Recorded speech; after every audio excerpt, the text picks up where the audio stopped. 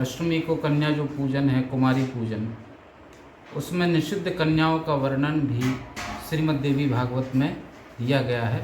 श्रीमद् देवी भागवत के तृतीय स्कंद के 27वें अध्याय में स्वयं व्यास जी ने कहा है, हीनांगी वर्जयेत कन्याम कुष्ठयुक्ताम वृणांकिताम गंधस्फुरित हीनांगीम विशाल कुलशंभवाम।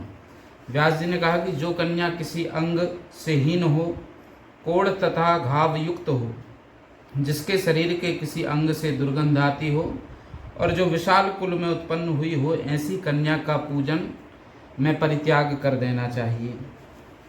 फिर कहा कि जो जन्म से अंधी हो, तिरछी नजर वाली हो, कानी, कुरूप और बहुत रोम वाली, रोगी तथा रजस्वला कन्या का पूजा में निषिद्ध है, परित्याग कर देना चाहिए।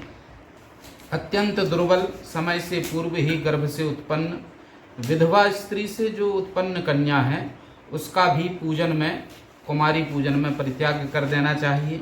रोगों से रहित, रूपवान, अंगों वाली, सौंदर्यमयी, वर्ण रहित तथा एक वंश में, मतलब अपने माता पिता से उत्पन्न कन्या का ही विधिवत पूजन करना चाहिए।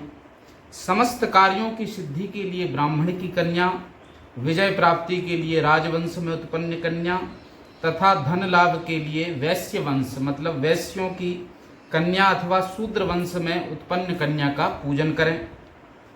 ब्राह्मण को ब्राह्मण वर्ण में उत्पन्न कन्या का ही पूजन करना चाहिए। क्षत्रियों को भी ब्राह्मण वर्ण में उत्पन्न कन्या का ही कुमारी पूजन करना चाहिए। वैश्यों को